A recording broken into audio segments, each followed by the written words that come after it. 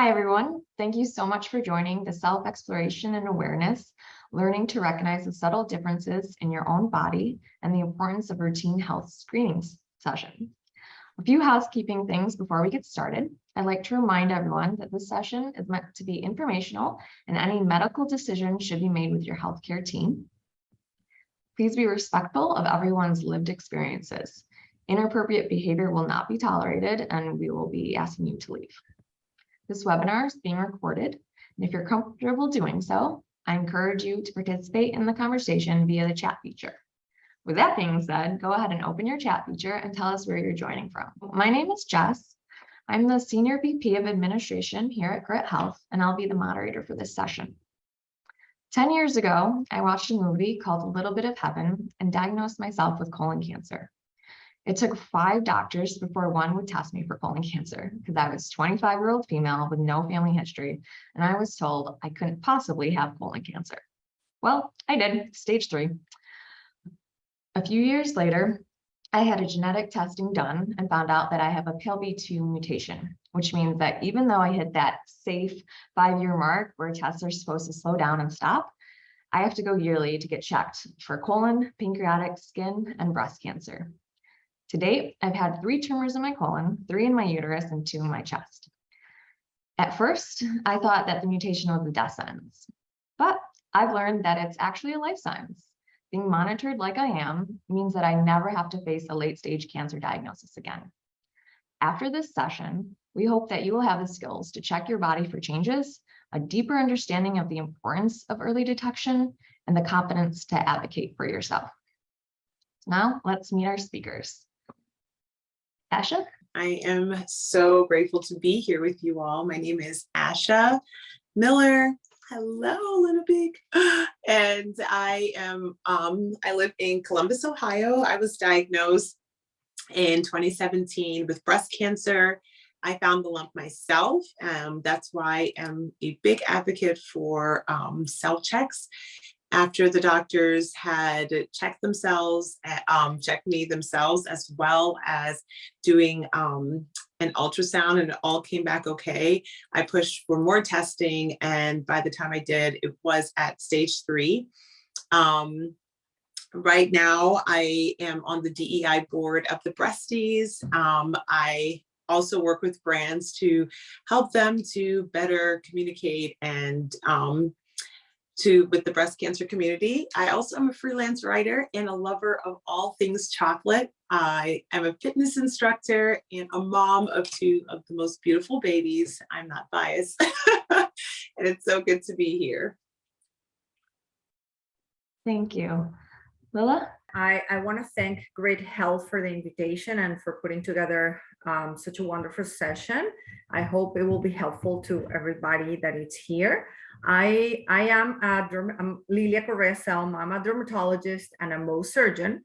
I work in University of South Florida and Moffitt Cancer Center. And my practice specifically is dedicated to skin cancer mostly. In early detection, prevention, and I also work a lot with patients that have mutations that will predispose them to skin cancer. So this is kind of like my day-to-day practice, and obviously I also treat the patients that are already have skin cancer already. So I hope can teach you 1 or 2 things tonight. Kyle? I am originally from Wisconsin. I live in Los Angeles and been here for 14 years, working in the entertainment industry. And when I was 26, almost 27 years old, I was not purposefully checking myself, but I just happened upon 2 small lumps on my right testicle, about the size of a small marble and a pea.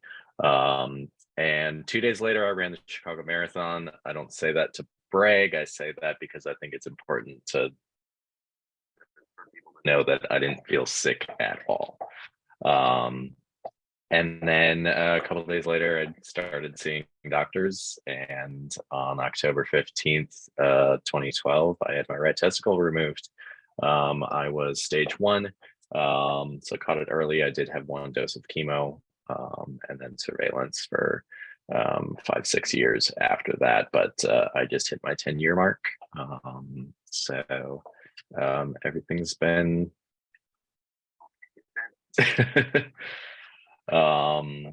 and yeah, I also in December 2013 started this thing called Check 15. And I was making cancer awareness videos every month and did it for about 5.5 years. So I'm going to show some clips. Most of them have to do with early detection and self-exams. So I put together like a montage for this so you get kind of a taste of it. So here goes.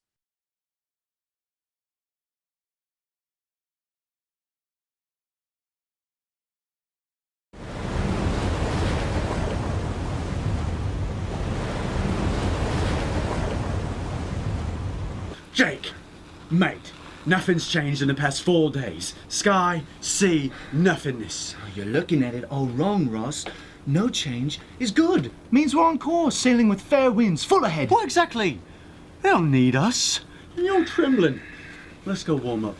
But we must regularly check port and starboard for any sign of danger. If something were to change ahead, were to signal the helm, Get all hands on deck, batten down the hatches, navigate to safer waters and avoid Davy Jones' locker through the saving grace of early detection. All right, just let it go, Jake.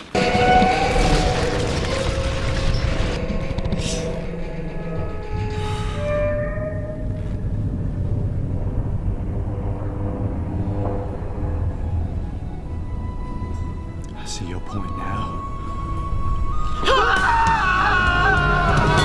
All men must die, but not from testicular cancer. As Baelish says, what we don't know is usually what gets us killed.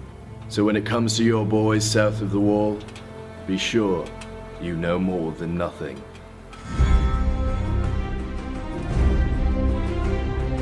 I want you focused here and here. Don't be afraid to put a little pressure on the ball. The best defense is a good offense. So get your hands on that ball. Could be coming in from any direction. Once you become the ball handler, remember your fundamentals. Put some touch on the ball. Get a feel for it. And if something doesn't feel right, don't be afraid to look for an assist. While you're down there, I know you'll be tempted to move into the paint so you can make something happen at the top of the key. But that is not the job at hand right now. Do I make myself clear? Jaguar.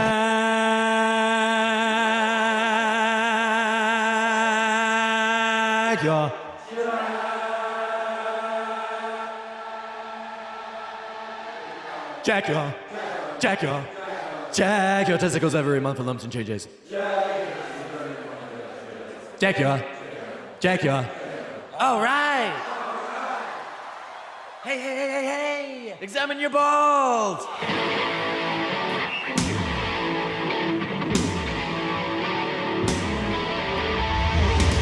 I think there's a lot of variables with, obviously, Mother Nature and with the balls. Tom, I'd like you to describe how the testicles should feel during an exam. Everybody has a preference. Some guys like them round, and some guys like them thin. Some guys like them tacky. Some guys like them brand new. Some guys like old balls. I mean, they're all different. So you got to feel them. And at that point, to me, they're perfect. I don't want anyone touching the balls after that. I don't want anyone rubbing them. To me, those balls are perfect. Hey. What? Just wanted to remind you to do your monthly self-exam. Once every month you find yourself looking for change. At least once monthly you feel yourself. Whether your breasts are the size of quaffles, bludgers, or little golden snitches, they must be examined regularly. But now, you can tell me to mind my own business, but I gently encourage you to cup your Hufflepuffs at least once monthly. Early detection is, after all, the best defense against the dark art of cancer. Lumos. consider self-checks as a guide to help us understand why we should familiarize ourselves with our bodies instead of ignoring changes. Now, a thorough exam covers your whole breast from sternum to underarm. Now, move in either concentric circles or in an up and down pattern to be sure that no area is missed. Repeat the process on the other side. Oh, it's also suggested that you can perform such a task in the shower.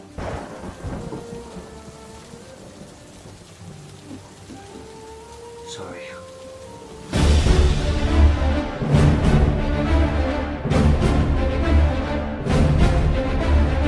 Oh, so you were touching yourself. What was the nature of this touching? Sir, I wasn't. You know, we could look the other way if you were touching yourself for medical purposes. I don't follow. Monthly self-exams, boy! Oh, right, like for skin and testicular cancer? And breast cancer. But I don't have. Breasts? Sure as shit you do. Man boobs. Bro breasts. Male melons. Guy glands. Papa pillows. Bosoms. Gentleman jugs. Men can get breast cancer too, so pop that shirt off and get grabbing. Okay. Check for lumps. Enlarged nodes. Sore areolas. Nipple discharge. Okay, yeah, everything seems good. Both sides! Oh, right, both sides, yes, sir. Do you know Richard Roundtree's a breast cancer survivor? Shaft? No shit. Can you dig it? You're damn right.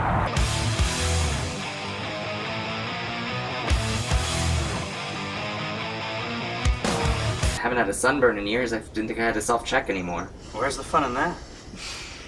It looks a little distorted. Don't think it's a mole. Asymmetrical shape, undefined border, melanoma? Yes, large diameter too. 5-6 millimeters across. I'm guessing 3 millimeters deep. Look at the evolution of. What'd you do? He touched it. Dr. Grant is hands-on when it comes to cancer prevention. Cancer's got it in for us. And look at the half-moon discoloration. It's a wonder you haven't been to the dermatologist. Seriously? All right, maybe it's a harmless skin blemish, but why take that risk when early detection is so important for beating skin cancer? I mean, look at the history of tanning. That's damage to your skin, increasing the risk for melanoma. How many sunburns have you had? Damage to the skin, increasing risk for melanoma. Even the word melanoma means dark tumor. That doesn't look very scary.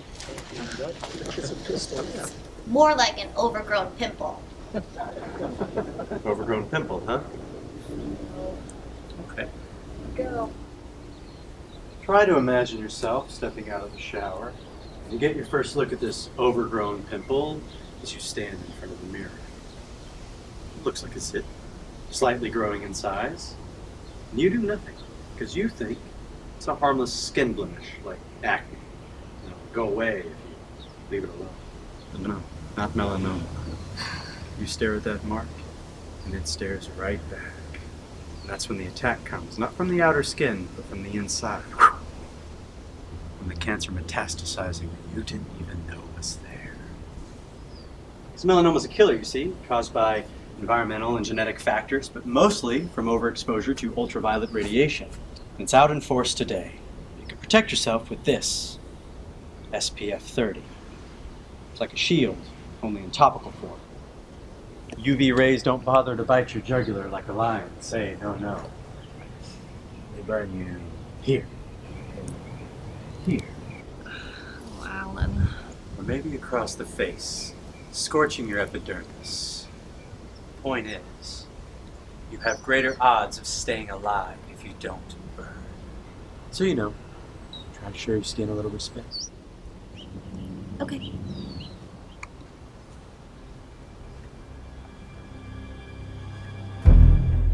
What do you mean you haven't done your taxes? No, that does not mean you can put off this self-exam. Okay, you can always file an extension on your taxes, but not on your life. We need you alive, we need you living well. Because you know, the more people breathing, the more business there is for accountants like me. So go, audit your testicles and your breasts. Barb, chill. Can't you see I'm trying to save lives here? What are you doing here? Sometimes your total obliviousness just blows my mind. Cancer awareness. You know, early detection is your friend. Don't keep the curiosity door locked. Explore your body, do your monthly self-exams, touch your boobs, your balls, your skin, and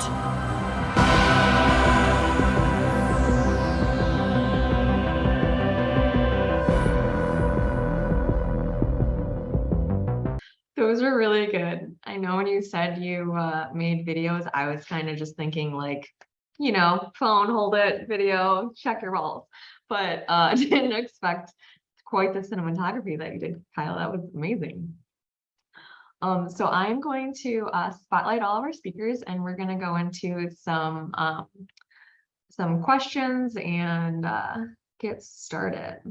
So first thing that we're going to talk about is why are self-exams so important?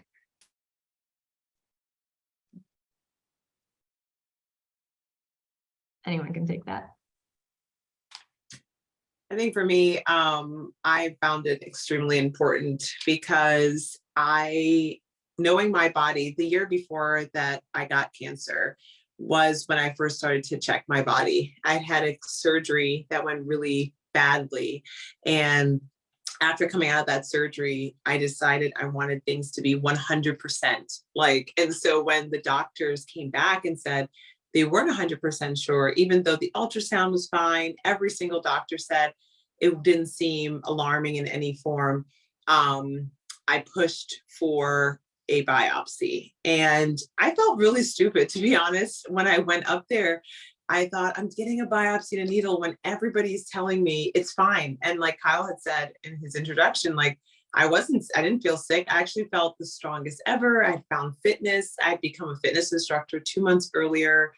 And I wasn't sick. It didn't hurt. So all of the, signs that you think of, I thought I was young and healthy, and I knew my body well enough to say this tiny little 1 to 2 centimeter bump just wasn't there. And I just wanted to know 100% what it was. So I think knowing our bodies first and foremost better is the first key. And then I feel like self-checks are important just because it gets us to know our normal. It's not about finding or looking for something abnormal. It's to say, I know what my body normally feels like. So when something is out of the ordinary, I can try to pick up on that and alert my doctors about it. So I do agree with Asha, at least when I see my patients and I tell them that I recommend a full skin exam every month. Obviously, a lot of my patients have probably more than 100 moles in the whole body. So you can imagine it can be very overwhelming. And they're like, well, I don't know what to look for. I mean, I have so many, which ones are okay? Which ones are not okay? So I tell them, listen, the first 3, 4, 5 exams, don't pressure yourself on thinking or double, question yourself. Just kind of like look at them, get familiarized with them. And then as you kind of know them, then you are more in tune to your body and kind of more in capacity to see what is kind of different from time to time. And I mean, the obvious reason that we all give is that we all know that when you catch a cancer early, it's much more treatable than when you catch it late. So if we are lucky enough that we see something and we get a diagnosis early, then obviously we have more chances of getting cured from it. So that's the obvious other reason for a good self-exam. I really don't have anything else to add. You said everything. The only thing I would add, just from a testicular cancer standpoint, I'm pretty sure when you catch testicular cancer in stage 1, it's like 99 point something % curable. So why not do everything you can to, make that happen? It does happen. Yeah, for sure. So what are some barriers or things that cause hesitance for people when it comes to doing self-exams? Well, at least from my standpoint, which is basically skin. So there are a few. So the first one is the one I just mentioned, A lot of my patients get very overwhelmed because they have way too many moles or way too many spots on their body and they don't know. And they're like, listen, I can spend 3 hours and just scare myself looking at a million moles that I don't even know what they are. So that's when I guide them and I say, listen, just look at them the first 3 times or the first 4 times. And then after that, you kind of start saying, well, maybe this one, maybe that one. And then the next time you come, you kind of like circle them and I'll take a look. So that's kind of like one way I try to overcome that part. And then the other part, at least for the skin, is some areas are hard to look at, like scalp, for example, obviously very hard, the back. So those areas I usually say, well, if you have a partner, obviously that's the way to go. Hairdresser, if you do have a hairdresser, just have them take a look. I mean, you will be surprised so many times that I have actually hairdressers catch something on my patient's scalp. So hairdressers can be very good at it. Okay. And even if they see something and it's benign, it's a win-win, right? But I always tell them, tell your hairdressers to take a peek at it. So I think for me that those are the kind of like the 2 big barriers for the patients to say, like, I feel very overwhelmed doing a full skin exam.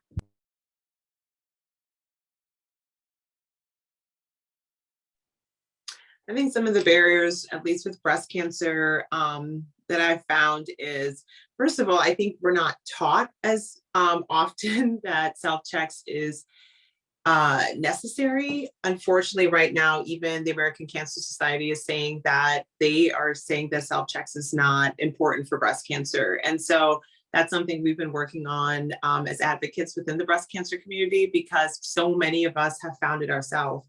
I found that 25% of women found their own cancers. And so it is super important to know our bodies. I always tell my doctor that you may have a PhD, but I have a PhD, or you may have an MD and I have an MD, but it's on my body. And I know this body better than anybody else. And so I feel like a lot of the barriers is maybe some fear, but then also lack of education around it. Especially, it's like if you don't talk about your family history, if certain demographics, like for me, I'm West Indian and East Indian, we don't typically talk about private body parts. And so some of those language can be preventative for having open conversations about it. But I think trying to normalize those conversations with our friends and family and bringing about the education piece. At least for testicular cancer, I think a lot of men still don't know that it's the most common cancer in young men ages 15 to 35. I think that's still just not knowledge that is getting to. And then also from a male perspective, I don't think men do breast exams, or probably even skin exams, but I know they don't do breast exams, and it is much rarer. But because men aren't doing them, when men get breast cancer, they tend to have a later stage because self-exams aren't happening and mammograms aren't happening. And so it's just something that you sort of just need to know your entire body in general. So that's why be normal, and so that we know that something changes, and not be afraid to go see someone if we do notice that something's changed. Thanks. Yeah.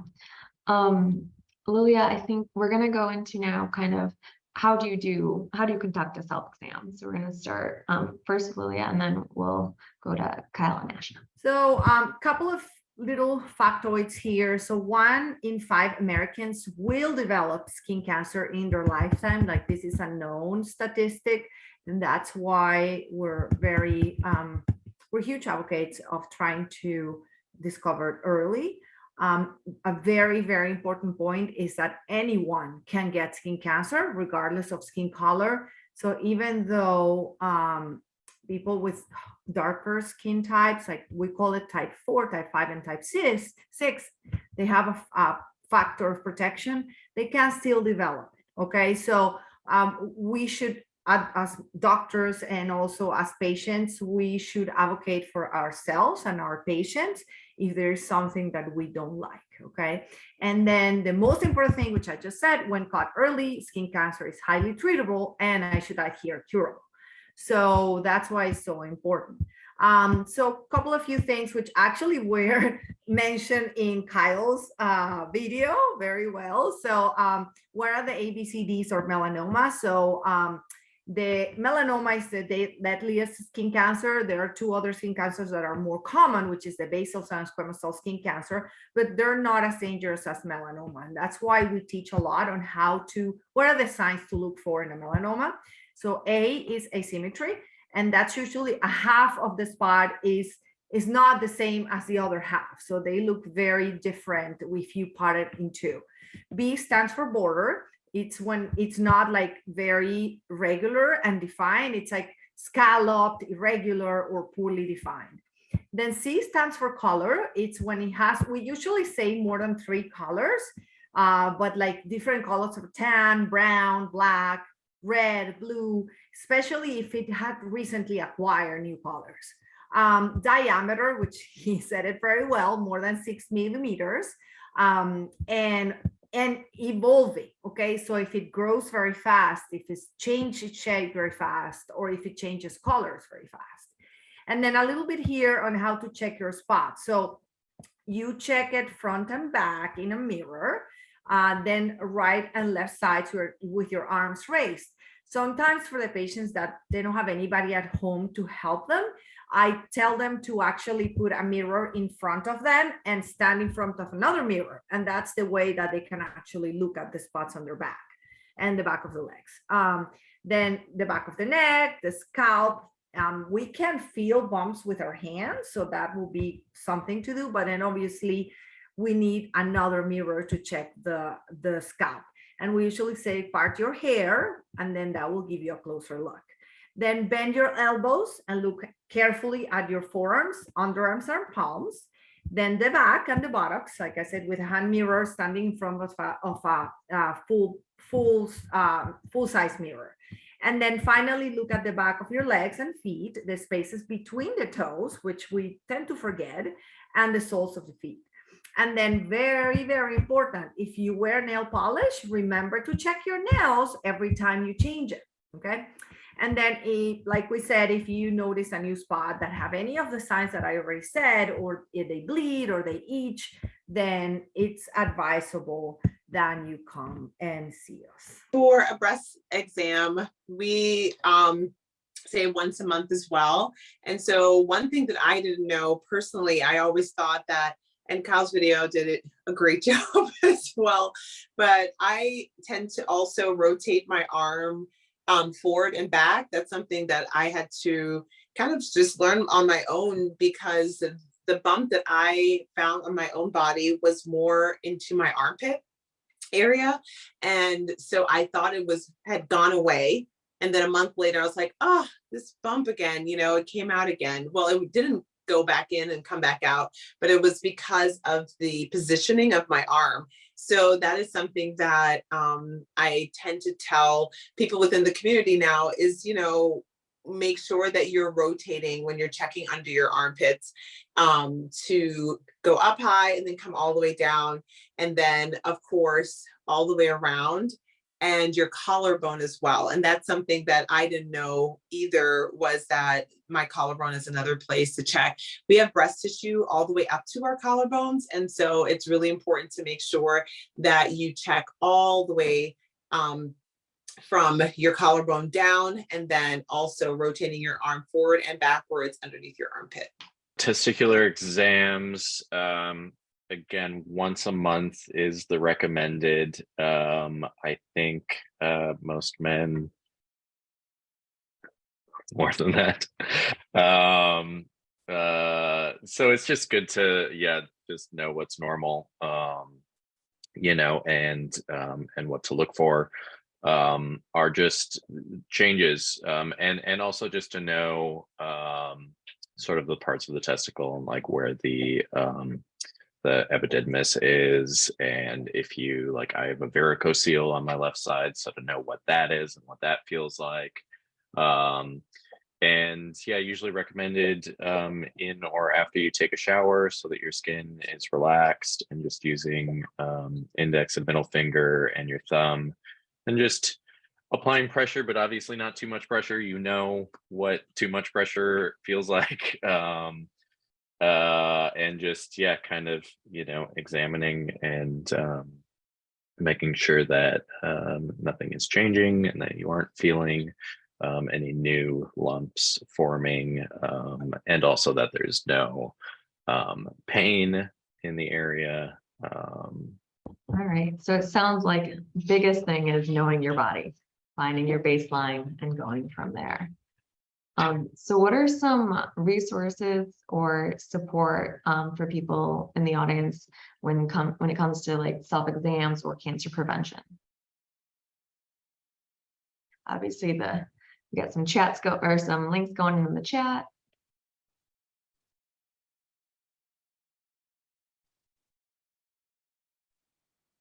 So for breast cancer, I found one of the best resources is Know Your Lemons. That is an app, as well as there's an Instagram page and a website. But the app is really great because it reminds you to check once a month. And it also tracks like things like your menstrual cycle if you have one, and it will tell you like, that way, okay, during this time of the month, this is what this feels like. And during the other times, this is what this feels like. And so the Know Your Lemons app also tells you there's 12 different things to look for. So it's not just bumps and lumps. There's also rashes. There's also discharge and just different things as well. So I just saw that Jess just dropped the link in the chat, so you can check that out. The Breasties also has a breast self-exam map as well on our website, and we have an app as well that just launched. So those are probably the top two that I think of when it comes to breast exams. So for skin cancer, I just put a link on the chat. It's essentially the American Academy of Dermatology. They put together a comprehensive but very easy guide on the type of skin cancer, a few of the statistics in the United States, and most importantly, what things to do to prevent skin cancer, because skin cancer is one of the few that we can actually take action before it happens. And they're not very hard steps, so that's also included in that resource. And obviously Kyle's videos were great, by the way, so I think that's a good resource even for skin cancer. Yeah, and I dropped 3 links specifically to like self-exam how-tos, but also those organizations and sites have lots of other information too for testicular cancer specific stuff. If you do find a lump, and like, what to expect from if you do find a lump. All right, we're coming kind of close to the end of our session. So is there anything else before we go into questions that you kind of want to make sure that the audience really understands, any key takeaways or action items for them after this session?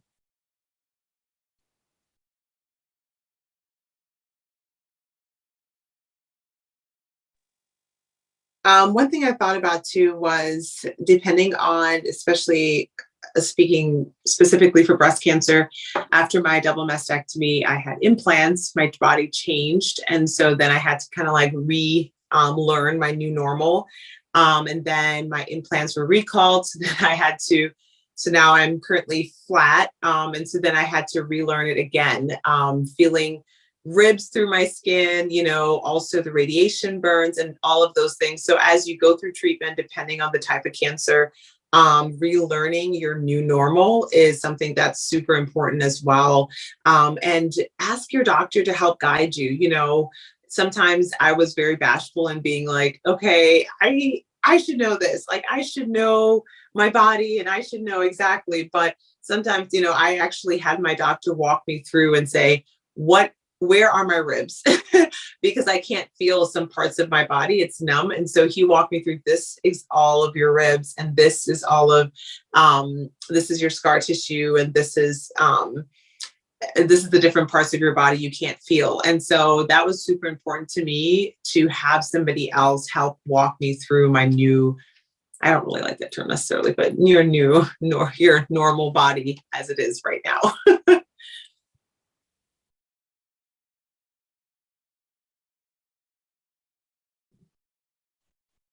I would just recommend advocating for yourself. I mean, Asha talked about it a bit with her story. Unfortunately, sometimes these things get dismissed. So you really do have to be your your body, when something's off.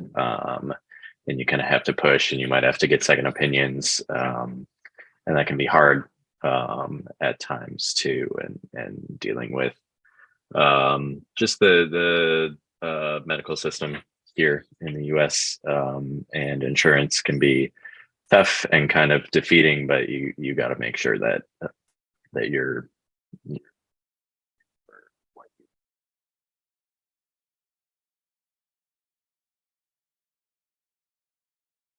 Lilia,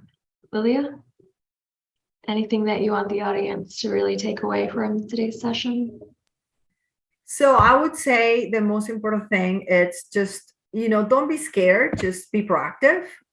So even if you see something that is not, that you're not comfortable with, just seek help, because most likely it's nothing, but if it's nothing, you want to know.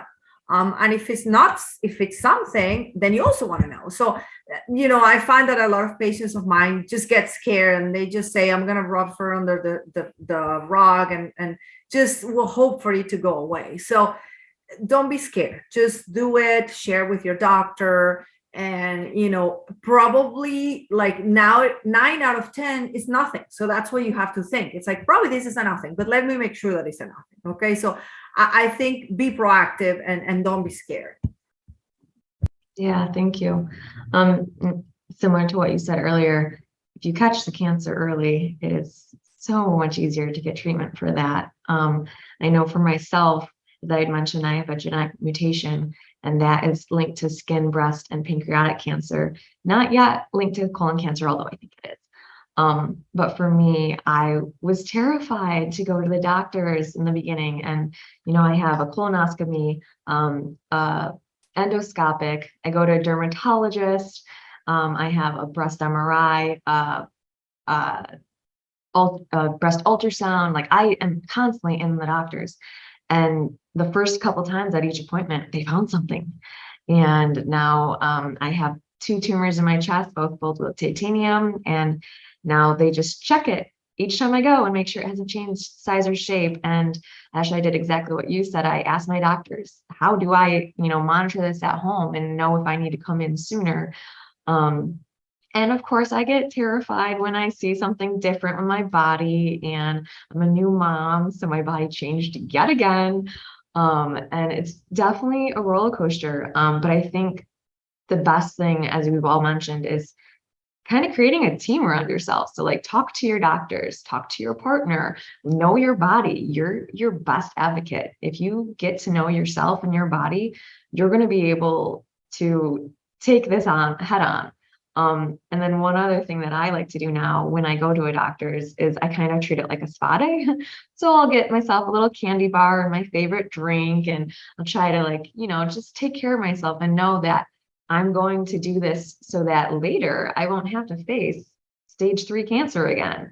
if I ever do get cancer again, it'll be caught stage 0 or 1 or 2. Like, I'll never have to go through that near-death experience that I had.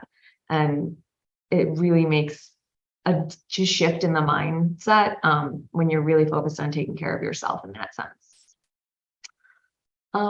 Okay, so do we have any questions from the audience? Go ahead and drop those in the chat. I did see one earlier that the American Cancer Society doesn't recommend breast exams. Is that a thing, Ash? No? Yeah, feel them, figure it out, get to know your body. All right. Talked about that in our before this when we all met, and I think the consensus is know your body. And even if you read what they say about not recommending self-exams, they sort of end up contradicting themselves, and I think it's more so reassess how we look at self-exams, and it isn't about looking for cancer, it's about getting to know yourself. So I don't think there's anything wrong with getting to know yourself and your body and what's normal for you. Very well put, Kyle. I think that's spot on. Yeah, get to know your body, love yourself, and if something feels off, call a doctor and have a opinion. And then if you don't agree with that doctor, you are 100% entitled to get a second opinion, or a third, or a fourth, or in my case, a fifth and sixth. So as Kyle mentioned earlier, you really need to advocate for yourself. And if you're struggling to do that, find a friend who can help encourage you and build you up as you continue to check to figure out kind of what's wrong with your body or what's feeling different. Because there's only one you, and you got to take care of yourself. All right. If there's no other audience questions. Oh, what cancer organizations do you guys recommend? I know Kyle did put some links up. If you scroll up to like a Balti Sense of Tumor is one. I saw Check 15, obviously. And actually you have one as well. Scrolling. Breast Body Love Advocate. The Breasties is one organization. Also, for those that are from the Black and BIPOC community, there's one called, yes, Pink Ribbon Girls. Are you from Columbus? I don't know. They're from Columbus. Yay. Yes, Pink Ribbon Girls gives resources as well. And then also for those that are from the Black BIPOC community, for the Breast of Us, FOR, the Breast of Us is an incredible resource too, specifically for those within the Black community, since Black women are diagnosed at the same rate as white women, but are dying 41% more. And so that advocacy part that we were talking about, definitely advocate, advocate, advocate, speak up, like Kyle said, like Jess said, as well. I had to learn to fire my oncologist. Like, I am a person, I'm like, no, but like Jess said, I looked to my oncologist and said, listen, when you leave here, what I say or do does not affect you, but when I leave here, what you say and do actually affects my actual life. And so making sure that you stand up, speak up.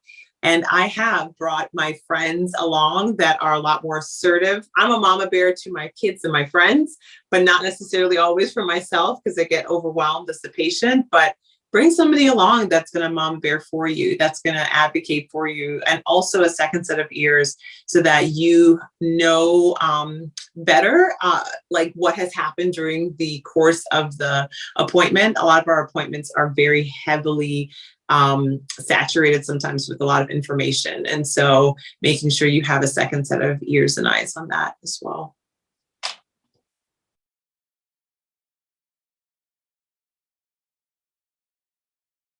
I did put a few organizations in the chat that I am either directly involved or peripherally involved with, or we as dermatologists do get involved with a fair amount of them. So they not only provide great resources for research in our case, but they also provide really great advice for patients. So if you guys need to look for somebody that is not necessarily a doctor, but maybe like more like advocates or patients that have the same problem as you, or like even support groups, I think those are really great resources to look for. They're pretty good at it.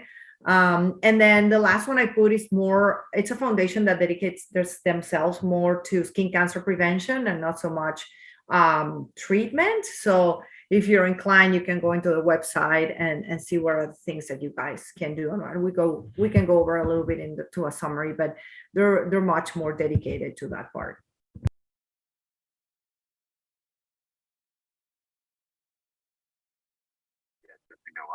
If you are having difficulties advocating for yourself, trying to reach out to organizations, like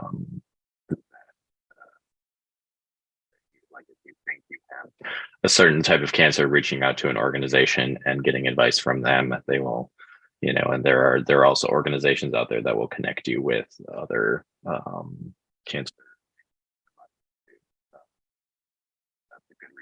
People kind of don't think of. They sort of think, oh, I need to like go through the process first and then reach out, and then like look into the organizations. But like if you're just at the beginning, you can always try to connect and sort of get ahead of the game. All right. Well, Kyle, Lila, Asha, thank you so much for this session. It was really informative, and it was just a pleasure to get to know you all and talk to you. Audience members, thank you so much for joining us and being part of such an important conversation. I hope that you've learned a little bit about how to get to know your body more and advocate for yourself. And I hope everyone has a really great evening. Thanks so much, everyone.